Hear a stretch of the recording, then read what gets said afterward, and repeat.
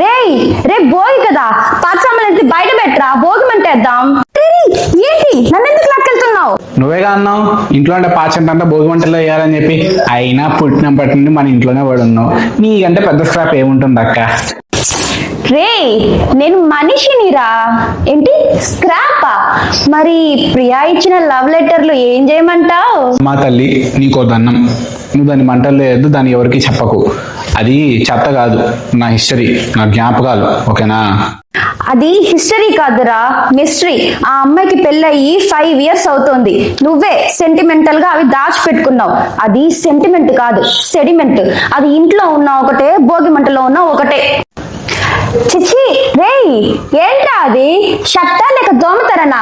బట్ట కంటే బొక్కలు ఎక్కువ ఉన్నాయి. అవి చిల్లులు కాదు, వెంటిలేషన్. బాడీ గాలి ఆడాలి, గాలికి బాడీ ఆడాలి. అది ఫ్యాషన్, నీకు విజనే లేదు. ఏడవకురా, ఆ షర్టు నీపై ఉన్నప్పుడు కంపు వచ్చేది, ఇప్పుడు భోగి మంటలో ఉన్నప్పుడు వెచ్చదనం వస్తుంది. అయినా ఫీల్ ప్రౌడ్ రా, లైఫ్ లో ఫస్ట్ టైం నీ వల్ల ఒక మంచి పని జరిగింది. సమాజం బాధపడుతుందంటే నన్ను కూడా దోసేసేలా ఉన్నావే.